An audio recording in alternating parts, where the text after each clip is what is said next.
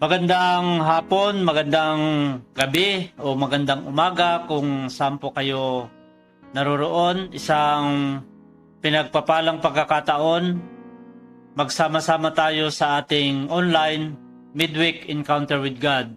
At sa pamagitan nito, patuloy tayong makipagniig sa ating Panginoon, magpanalanginan at magsama-sama na mag-aral ng kanyang banal na salita.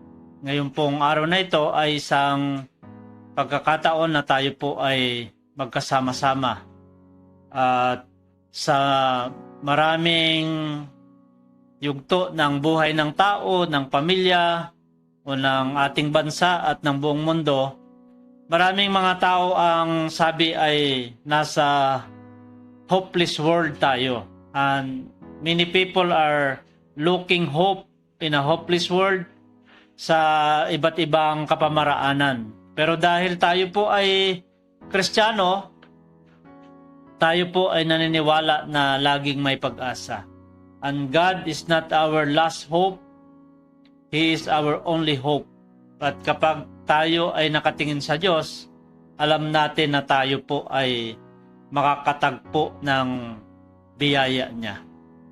Sa hapong pong ito, sa pagkakataong ito ay pag-aralan natin ang awit chapter 33 na tinatawag na Song of Praise, Trust, and God's Power. Babasahin ko po sa atin ang ilang mga talata. Yung una po ay verse 2 to 4, bago sa gitna po ay verse 12, at yung concluding part niya po verse 20 to 22. Ganito po ang sinasabi. Ang Diyos na si Yahweh ay pasalamatan, tugtugin ang alpat, awit ay saliwan. Sang bagong awit, awiting malakas, kasaliw ang tugtog ng alpang marilag. Si Yahweh ay tapat sa kanyang salita at maaasahan ang kanyang ginawa. Verse 12. Mapalad ang bansang si Yahweh ang Diyos, mapalad ang bayang kanyang ibinukod. At sa last part po, verse 20 to 22, tanging si Yahweh lang ang ating pag-asa, tulong na malaki at sanggalang siya. Dahil nga sa Kanya kami natutuwa, sa Kanyang pangalan ay nagtitiwala. Ipagkaloob mo na aming makamit, O Yahweh, ang iyong wagas na pag-ibig, yamang ang pag-asay sa iyo nasasalig. Tayo po manalangin. Opo, aming Diyos at aming Ama, samahan niyo po kami sa aming pong pagtitipon via online. Kami po ay nagtitiwala ng iyong banal na presensya ay malawak. Kahit saan po kami naroon, mabigkis niyo po kami ng iyong yakap, maranasan ang iyong banal na kapangyarihan. Walang boundary sa iyo sapagkat ikaw ay nasa lahat ng dako. At sa pamagitan ng aming pong pagsasama-sama, sa pamagitan ng aming panalanginan, sa aming gawain, tunay nga po na maranasan namin ang isang banal na Diyos sa aming kalagitnaan. Pagpalain niyo po ang aming pagtitipon at ang aming mga panalangin. Salamat po ng marami sa pangalan ng aming Panginoong Kristo. Amen. To begin with, ay magsimula tayo sa awit 33 verse 2 and 3. Sa verse 2, sa ating pong screen, ang sabi niya po ay, Praise the Lord with harp, sing unto Him with a psaltery and an instrument of 10 strings. Sa verse 3, Sing to Him a new song, play skillfully and shout for joy. Sa madaling salita po, ang paunang mga talata ng awit 33, kaya po tinawag itong A Song of Praise, ay dahil ito po ay nagpapasimula sa pagpupuri sa ating pong dakilang Panginoon, na ang pasasalamat, ang pagsamba, ang pagpupuri ay marapat lamang na ibigay sa ating pong Panginoon. The Lord deserves praises, worship, and thanksgiving. Maging doon sa panahon na hindi maganda yung sitwasyon, Dahil sabi natin kanina, maraming nagsasabi na parang walang pag-asa. Parang yung matagal na panahon na mainit ang panahon, natuyo na yung mga lupa, nalanta na yung mga halaman, until one day, bumukas ang langit at umulan. At ngayon po, nararanasan natin yung habagat. Ang ibig sabihin, ako lagi ko pong tinitignan na sinasabi dito na kapag umulan, bukas ang langit, ay nagpaparamdam ang Diyos. Ang sinasabi niya, nandito ako para sa inyo. So, kahit na anong sitwasyon ng buhay natin, huwag nating kalilimutan. Kaya nga, in all circumstances, give thanks. Dahil mayroon naman talagang pagkakataon na hindi maganda. Hindi maganda pakiramdam, hindi maganda ang nararanasan, hindi maganda yung sitwasyon, mayroong problema. At lahat ng mga yan ay bahagi ng pinagdadaanan ng buhay na kahit na Kristiyano tayo, dadaan tayo dyan. Kaya po, huwag natin kalilimutan, every morning, tayo po ay magpuri, magsamba, magpasalamat sa Panginoon sa ating daily morning devotion. Kasi po, sa verse 4, parang sinabi agad niya ng salmista na, "For the word of the Lord is right and true, and He is faithful in all He does." Sabi ng verse 4, si Yahweh ay tapat sa kanyang salita at maasahan ang kanyang gawa. Parang dito pa lang ay sapat na bakit mo siya pupurihin, bakit mo siya sasambahin, bakit mo siya pasasalamatan. Dahil maasahan yung kanyang ginawa at mapangahawakan mo lagi yung kanyang mga salita. Ngayong araw po na ito, eksakto po, ang awit 33 ay bahagi ng ating buong linggong leksyonary. Ito po ang tampok na talata na mula sa mga salmo. At eksakto po na ang ating bansa ay dumadaan. May chaos sa Senado, mayroong kaguluhan sa ating bansa, nandiyan pa rin yung hindi maresolba o hindi matapos-tapos na pagtingin sa napakalaking anomalya ng tinatawag na flood control mess and many other things.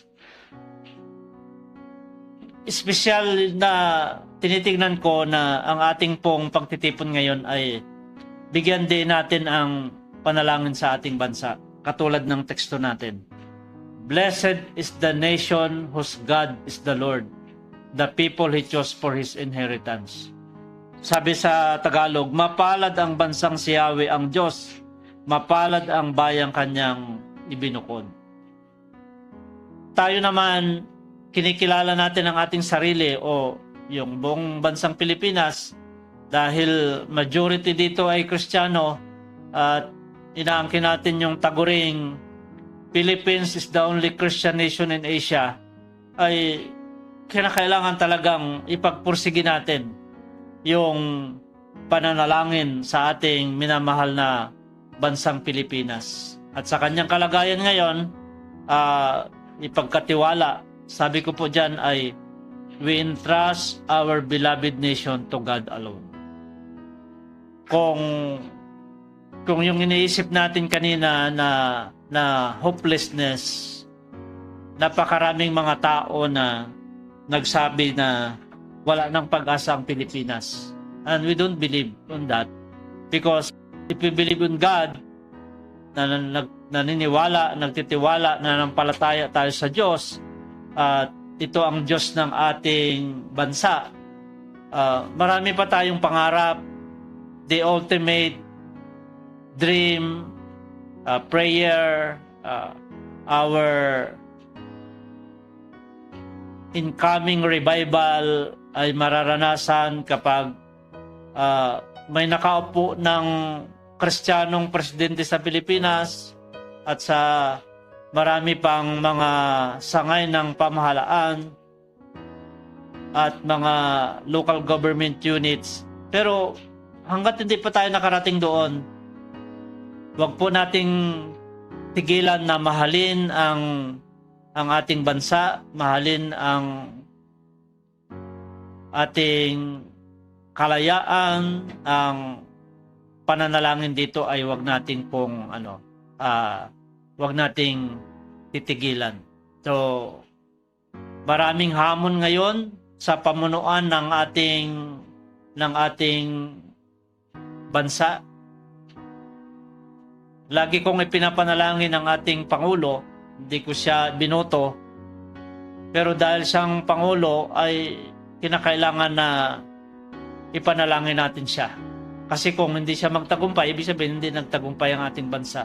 At ganoon din sa Senado, yung ating pong Congress, yung upper chamber, ang tawag natin dyan ay Senate, at Kongreso po yung lower chamber. Ipanalangin natin lahat ng sangay, ang ating gobernador, ang ating mga congressmen, ang ating mayor, lahat ng pamunuan hanggang sa barangay. At matinding hamon ng bansang Pilipinas ang kinakaharap niya sa ngayon. At kailan lang nakita ko ito sa Facebook, at kaya ko siya ni-screenshot dahil ang sabi niya diyan, Philippines is now in the top 3 most corrupt countries. Parang dati ang pinag-uusapan lang ay sa Southeast Asia or Asia. Pero parang ito, sabi niya, sa kabuuan. Yun nga, yung sabi ko po kanina, talagang unimaginable, unexplainable corruption ang mayroon sa Pilipinas. Dati nakakanginig na malaman na mayroong nawawalang 1 milyon hanggang 1 bilyon. Pero itong ating pinag-uusapan ngayon na trillion corruption in the flood control mess is so much. Sobra na. Kaya imbes na tayo po ay mawala ng gana, di ba, marami po tayong nababasa na Pilipinas ang hirap mong mahalin. Mas lalo po natin siyang mahalin at mas lalo siya nating ipag-pray. At pag nanonood kayo mula ng 1 linggo pa o 1 buwan, ang Senado natin, bawat pagkakataon ay mapalitan yung pamunuan, yung majority magiging minority, yung minority magiging majority. Magulo po ang ating bansa. Pero ang challenge sa atin, lalo na sa ating mga Kristiyano, mahalin natin ang ating bansang Pilipinas. Mahalin natin ang ating inang bayan. At sa gitna po ng ating pong pag-aaral ngayon, ng ating pong gawain sa ating midweek encounter with God, alalahanin natin yung teksto na ito at ipag-pray natin ang ating bansa. Sa sandaling ang bayang ito na aking pinili ay magpakumbaba, manalangin, hanapin ako at talikdan ang kanilang kasamaan, ang pangako ng Diyos, diringgin ko sila, patatawarin ko sila, at ibabalik ko sa kanilang lupain ang katiwasayan at kasaganaan. Yan po ang pangako ng Diyos sa 2 Kronika, Kabanatang 7, talatang 14. So, mag-post po tayo for a while at panalangin natin ang ating bansa at magpakumbaba tayo, ihingi natin ng tawad ang ating mga pagkakasala. Let us pray. Aming Ama at aming Diyos, narito po kami, bahagi ng bansang Pilipinas, mga Pilipinong nagmamahal sa aming bansa. Alam po namin ang kaguluhan, alam po namin ang korupsyon, alam po namin ang pagbagsak ng aming bansa, ng kanyang ekonomiya dahil sa mga problemang ito na kinakaharap. Mayaman ang bansang Pilipinas, pero dahil po sa korupsyon, napakaraming mga Pilipino ang naghihirap. Panginoon, alam po namin kung kami po ay lalapit sa iyo, mayroon po kaming pag-asa. Pinanghahawakan po namin ang iyo pong mga pangako sa 2 Chronicles chapter 7 verse 14. Nagpapakumbaba po kami. Patawarin niyo po kami sa aming pagkulang at pagkasala. Pagindapatin niyo po na maging karapat-dapat kami na ipanalangin ng aming Pangulo, pangalawang Pangulo, lahat ng pamunuan, lahat ng sangay ng pamahalaan, lahat ng pamunuan ng local government units, lahat ng mga tao na inihalal at mga appointed government officials. Lord, we ask your mercy. Kaawaan niyo po kami, maawa ka po sa bansang Pilipinas.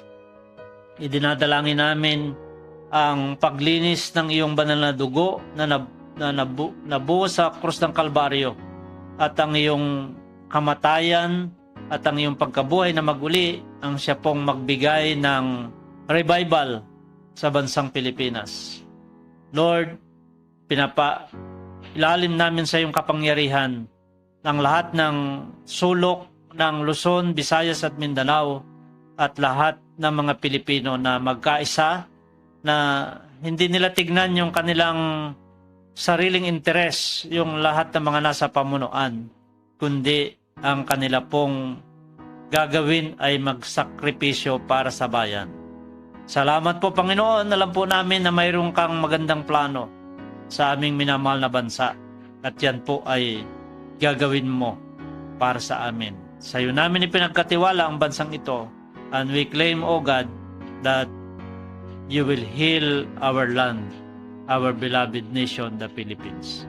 In the name of Jesus Christ our Lord. Amen. In conclusion po, yung dulo ng awit chapter 33 ay napakaganda pong panghawakan nating lahat. Sabi niya, we put our hope in the Lord. He is our help and our shield.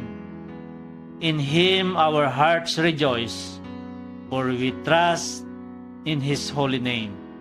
Let your unfailing love surround us, Lord, for our hope is in you alone. Sa Tagalog version po, tanging si Yahweh lang ang ating pag-asa, tulong na malaki at sanggalang siya. Dahil nga sa Kanya kami natutuwa, sa Kanyang pangalan ay nagtitiwala. Ipagkaloob mo na aming makamit, O Yahweh, ang iyong wagas na pag-ibig. Yamang ang pag-asa sa iyo'y nasasalig. Mga kapatid, mga minamahal na kaibigan, narito po ang ating pong pangahawakan. Hindi lamang sa problema ng ating bansa, yung sa sarili natin mismo, sa ating pamilya o sa ating simbahan. We put our hope in the Lord. Ilagay natin yung pagtitiwala sa ating Panginoon. Ang prayer ng salmista, sabi niya, Lord, our hope is in you alone. Na kapag sa Panginoon mo inilalagay ang pag-asa, alam mo na kahit paano kadilim o paano kabigat, paano kaseryoso yung problema, alam nating mayroong pag-asa. Pangalawa, sa concluding part o prayer ng salmista na sumulat nitong awit 33, we put our trust in the Lord's holy name. Sabi niya dyan, in Him our hearts rejoice, for we trust in His holy name. Lord, you are our help and our shield. Sabi niya sa teksto natin, hindi lamang yung pag-asa ang ating nilalagay sa Panginoon, sa kamay ng Panginoon, kundi ipinagkakatiwala din natin sa banal na pangalan ng Panginoon ang lahat ng kalagayan na mayroon tayo, sapagkat siya ang ating sanggalang, ang tulong na malaki at sanggalang siya. Dahil nga sa Kanya, kami natutuwa sa Kanyang pangalan ay nagtitiwala. Pinagkatiwala. Siya yung pag-asa. So there's no word as hopelessness. There is always hope in the name of the Lord. At kapag pinagkatiwala mo sa Kanya, siya ay tutulong, gagawa ng pagkilos ang Diyos. At yung huli, sabi niya dyan sa text natin, let your unfailing love surround us, Lord. Let your unfailing love surround us, Lord. Because we know, as Christians, the love of God is unfailing. Hindi tayo bibiguin ng pag-ibig ng Diyos. Diba lagi nating sinasabi na diyan nakasalalay, nakasalig yung lahat ng ating pag-asa dahil alam nating mahal tayo ng Diyos, hindi matatapos, hindi mauubos yung kanyang pag-ibig. Araw-araw, masagana ang kanyang pag-ibig, and His love is unconditional, and His love is unfailing. Kapag manghawakan ka sa pag-ibig ng Diyos, hindi ka bibiguin ng pag-ibig na yan. Basahin natin uli yung buong concluding part ng Psalm chapter 33, verse 20-22. We put our hope in the Lord. He is our help and our shield. In Him our hearts rejoice, for we trust in His holy name. Let your unfailing love surround us, Lord, for our hope is in You alone. So, kahit na anong sitwasyon, we rest in God's sovereign rule. Na ang Diyos ang may hawak pa rin ng lahat ng bagay. Sabi niya dyan sa baba, with each new trial we face, we need to be reminded that God is in control. Ulitin natin.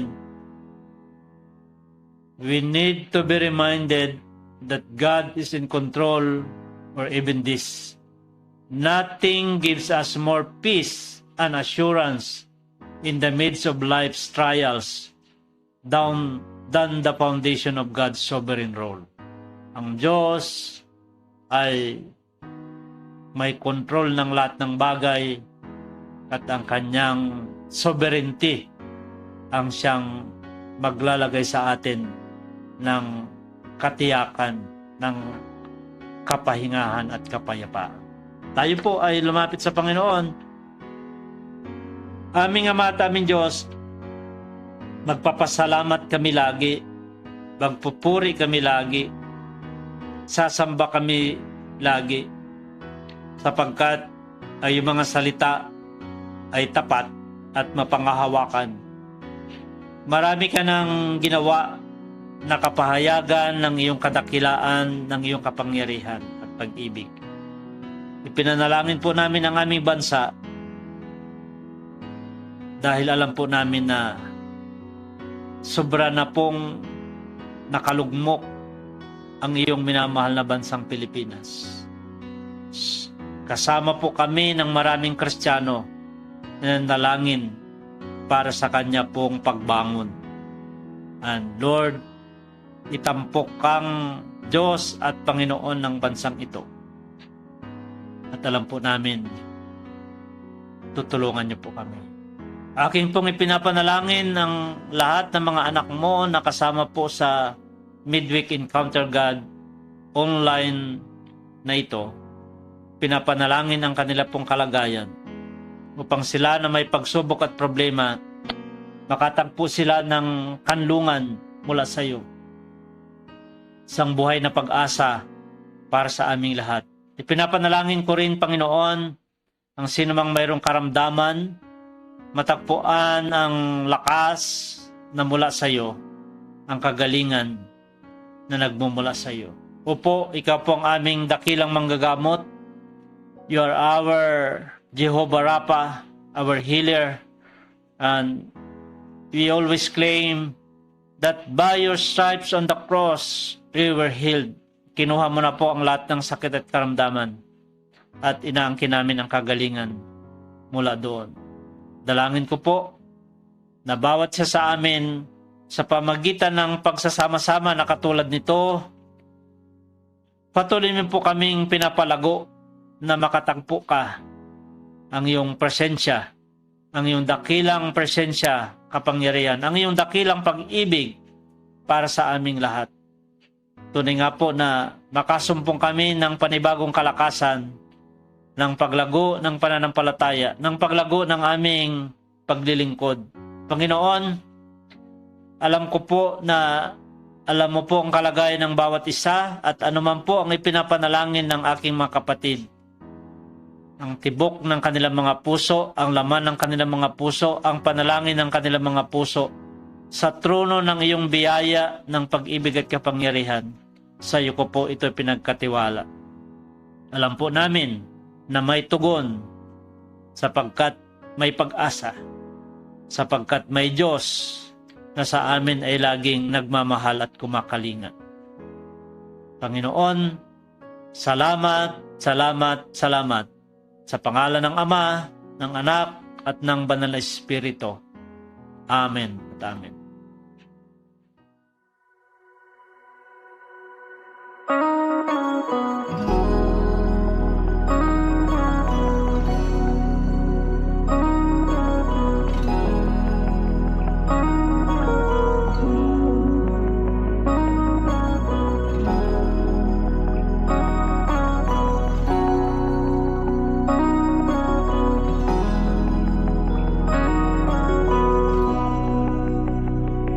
Si Yahweh ang tanging Diyos, may gawa ng lahat ng mabuti. Ang lahat